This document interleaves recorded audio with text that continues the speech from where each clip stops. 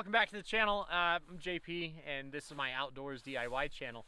And today what we're going to be doing is just kind of introducing you, getting you into what is necessary to start fly fishing. Now, there's a ton of these videos out there. I just wanted to kind of do my perspective on it because when I started fly fishing, I didn't buy all the best gear. I kind of got a little bit over the years and things like that.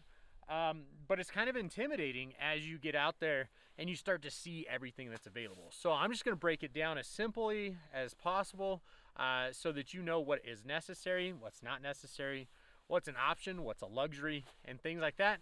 And hopefully by the end of this video, my goal is that you're ready to get out there and start fly fishing. So let's go ahead and let's look at some of the things. All right, well, first of all, we can't have fly fishing without talking about fly rods. Now, every company is out there. You've got, you know, Redington, Sage, Orvis. I mean, you can start to name off all the big brands that we all know. But is it really necessary? I mean, you can go out there and sure, you can buy a $750 rod, be perfectly happy with it. Or you can buy a $750 rod, realize that fly fishing isn't for you, then you're stuck with a $750 rod. So let's talk about what is actually necessary. So one of the things first is you've got your base kits, right? So this is an Echo base. It's pretty simple. It's a 4-weight rod. I kind of recommend focusing around the 4 or 5 weight just because it's so universal. You can fish small streams with it. You can fish large streams with it, smaller fish, larger fish. Also, at 4 and 5 weight, the rod really starts to load up a little bit better. It makes it easier for casting. It makes it a lot easier too for learning to cast. So this is actually what I bought for my daughter. This is her first year. She's 9 this year, and this is her first year really starting to fly fish. So what you get in this kit, and I'm not a part of Echo or anything, like this is what I buy at retail, my own money. But what you get with this kit is you basically get a 4-piece rod, and this one is 8 feet long, and I'm not going to put the whole rod together. But this one is a number 4, comes with a reel, comes pre-spooled, backing, fly line. All you got to do is add your leader or tippet or whatever you're going to be fishing with there on the end. So pretty simple, under 200 bucks. This will get you on the water. Now, the route that I took when I first started to fly fish didn't really revolve around those pre-built fly fishing packages. Kind of what I did, and this was actually one of my first like real fly fishing rods. This is a Redington 3-weight. And what I did was I bought the rod and then I bought like a cheap reel, because you got to remember when you're fly fishing, especially when you're fly fishing around like a 3-weight, 4-weight, 5-weight and things, you don't necessarily need your reel to do much for you. It's basically a line holder. Now we can get into more technical things about how to fish with reels and how to set your drag, you know, palm the reel and things like that. But at those weights, beginner fishing, you're not going to be getting into your drag or really anything like that. So this is just a really cheap. It's the white, what is this? A White River.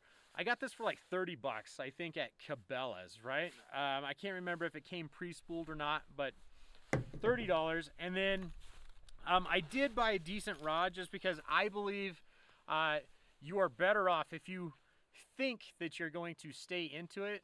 You're better off getting a rod that has a good warranty. Now, I've already broke this rod once and Redington replaced it. I think I paid like $40 for their service. But this is, and you can see it's still got the wrapper on it because it just came back from Redington. But this one here, this is actually a 6-piece 3-weight rod. So 8 feet long. And this one here, I think it was just a little over $100 when I bought it. So again, for around 150 bucks, you can be set up and ready to fish on the water. Now, if it doesn't come with fly line and things for the reel that you get, then that'll probably put you up closer to the $200 mark. Okay, so that pretty much covers getting into your rods and your reels and all that introductory stuff. Now, whenever you're looking at that, I tend to tell beginners to focus around the 8-foot or 9-foot length. You can get shorter, you can get longer, but both of them get harder to manage. So there's goods and bads about shorter rods. A shorter rod's easier to maneuver in small streams, but you can't cast as well with it. A longer rod, you can cast better with it, and but you got to worry about trees and things above you, things behind you. So those are the things that you really need to focus on. I think an 8-foot rod is probably right near perfect for a beginner. All right, now that we got the rod and reel taken care of, let's just go ahead and let's talk about the basics in equipment. So the first thing that you want to have a decent net. Okay, now there are two different types of nets. You've got a net like this. It's kind of got like this like rubber netting. I recommend this. These are like older style. They don't really make these anymore, but this is like a cloth style net. It's just a little bit rougher on the fish. Can take away some of that slime coat and things when you're trout fishing. Now bass, different things like that, bluegill, this would be still be a pretty decent net. And I still carry this net in case something goes wrong. And you can always, if you find like an older net, like at a yard sale or something, you can always pick one up and put a different basket in it. So that's something to keep in mind. If somebody gives you like a hand-me-down, hand-me-downs are perfect for fly fishing. This net here, this is actually like a really expensive net. You don't have to go this route. Just any net with a nice deep basket, like that rubber texture. You don't want the hole so big that the fish are getting stuck or that things are happening there. So just keep that in mind. But any net, you could probably pick up a net, 20, 30 bucks, either Amazon or your favorite local fly shop. They're really not too pricey, too expensive. You don't need to get fancy yet. You're just getting into it. All right, the next thing that I recommend, right, is some sort of bag. Now, we all have bags laying around. This is actually a mountain biking bag. It's what I wear when I'm going on mountain biking trips, but it doubles as my fly fishing bag. I can put all my boxes of things, of flies. I can put all my extra leader and all that different stuff in there. It just works good. It holds 2 drinks. You could use a normal backpack. Set it down if you want. If you don't want to fish with it, you can use an old fanny pack. There's really not a lot to fly fishing. I've gone out for the day with a fly box in my pocket, a couple extra leaders and tippet, and go and hit the water. So it's really not that big of a deal for which bag you choose. And in fact, over the years, I've probably had like 5 or 6 different types of fishing setups, from vests to backpacks to satchels to sling mounts, like all that different stuff. I finally focused on this. Whatever fits you the best is obviously what you want to choose. Now, looking into the bag, I just recommend a decent fly box. You can have like a snap closure. This one's waterproof. You really got to ask yourself, do you need to pay for the extra waterproof case and all that stuff? Because these flies are obviously, they're going into the water. So it's really not that big of a deal for your flies to get wet. The problem is when your flies stay wet and then they get in this box, you need to let them dry out. Otherwise they will rust, they will start to deteriorate and fall apart. So decent fly box. And if you're getting into it, a decent beginner's, fly kit. Anything, machine tied, hand tied, and all that other stuff. There's actually a really good company, Ventures Fly Company. You can check them out. I got a promo code down in the description here, get you 10% off. Really, they make a perfect kit. I buy their stuff. I pay real prices for it. So you might check them out. Their Essentials kit or their Beginner's kit, or a few of the Baker's Dozen. The Baker's Dozen's a really good kit, and they're cheap. They're easy to get into for anywhere between like $15 and $50. You can really start to set up your fly box nicely. Okay, now for leaders and tippet. All right, for leaders and tippet, I recommend going with the prepackaged stuff. If you're going with a tapered leader, they're super simple. They come in various lengths. 9 foot's a really good length with an 8-foot rod. You get tapered leader, you can get them in 3-packs. And all a tapered leader means is that it gets smaller as it gets further out. So there's no fancy knots to tie with tippet and all that other stuff. Now, I will have some videos in the future talking about the differences between tippet and leaders and all the numbers and that stuff. But I would start off, if you're starting off with like a 4-weight rod, I would start off with like a 5X tippet. Or if you go smaller in the rod, like a 6X tippet. But those tend to be pretty much good for all pan size fish. Another thing, boots, waders. Everybody thinks that you got to have those things. You don't. You can have a good set of hiking boots that you don't mind getting wet, or you can stay on the side of the creek and you don't have to get in the water. We're not all Brad Pitt and a river runs through it. We don't have to go out in the middle of a big river to be successful at fishing. There's a lot of fish that hang out in just an arm's reach of the bank. I'm going to show you some of that. You can check that out. You don't have to get into the water to do that. If you do want to get in the water, you don't necessarily have to have waders. You can start with a good set of wading boots. If the water's colder, you can get some neoprene socks that are warmer. Otherwise, I just use regular wool socks, right? They feel good on your feet, they're comfortable, you know, they dry quickly, and then you're set. Another set of tools that I recommend is something like these pliers, okay? Any good set of fishing needle nose pliers work great.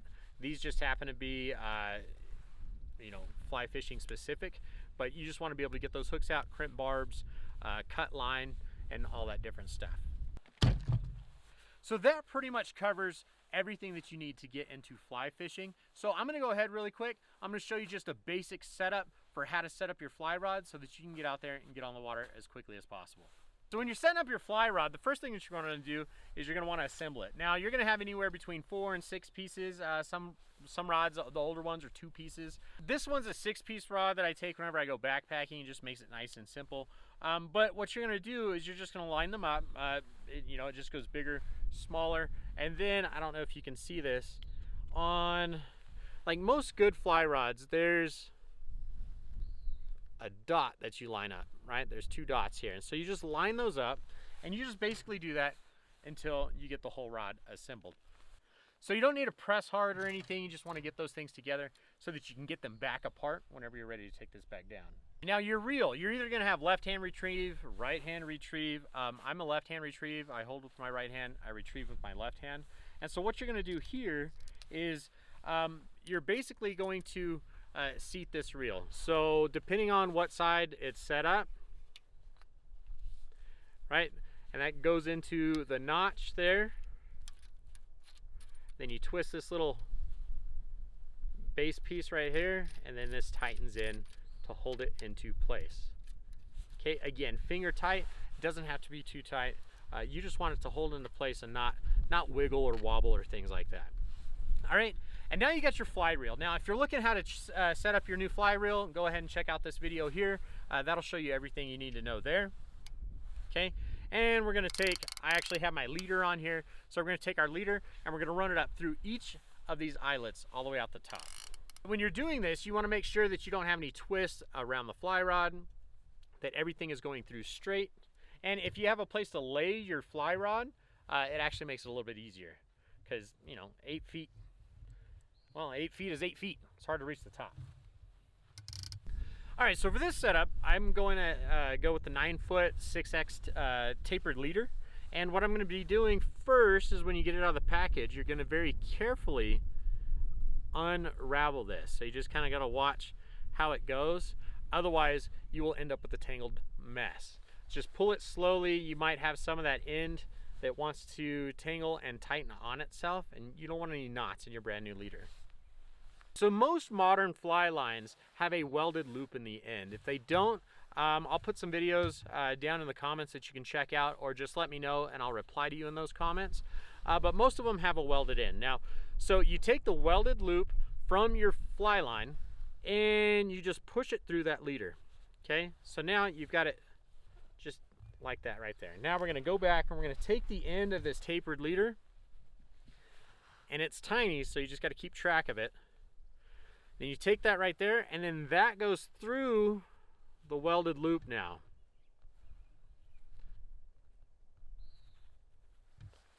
Right, so then that goes back through, and you just pull all that through, and you can see this is what we are left with. You're left with something like that. So the hardest part, you just got to get the knot through it.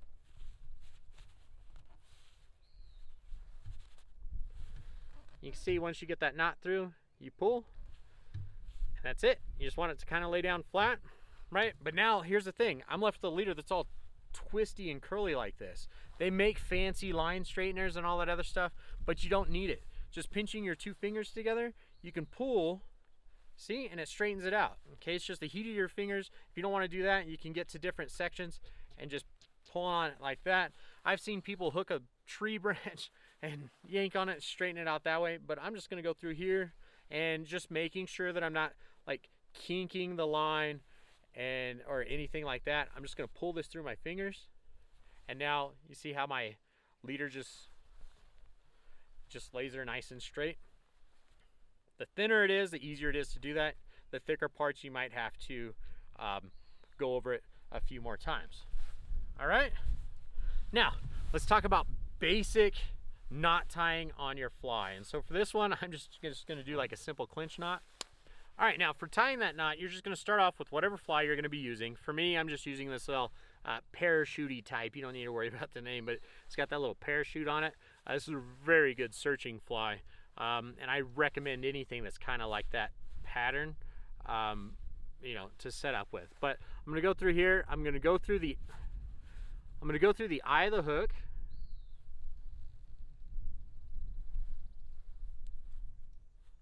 Right, once you get it through the eye of the hook, I'm just gonna grab it like that, and I just twist it. And on really small tippet like this, I typically go about 5 times, just get 5 loops in there. And then I'm gonna go back through the very, very bottom loop. I don't know if you can see that, but the very bottom loop. So then I'm left with something like this.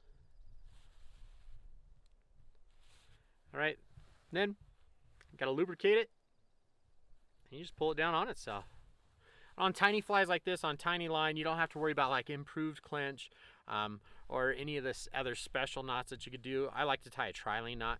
You don't have to worry about that because the line's so small in diameter that it's just gonna clinch down on itself and it won't pull through. All right, and then using your tools,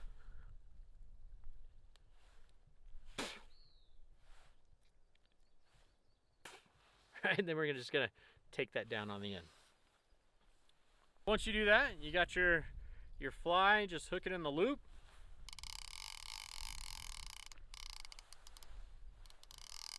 Reel everything tight, and you're good to go.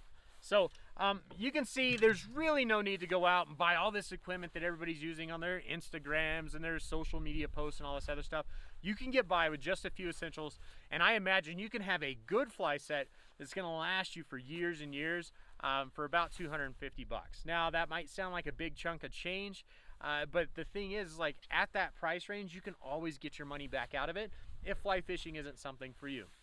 Also, at that price range, you're gonna have a lot of things that is kind of like an investment. You will always have a backup fly rod that you are not gonna be scared to fish with, because it's gonna be a good fly rod, good company, good reel, good fly line, and all that other stuff. So make sure that you check out some of my other videos, because I will be addressing these little things that we do in fly fishing, and some of the terms and some of the different types of tips and techniques. And also, if you found it useful, make sure you hit the like button. I appreciate it. Leave some comments.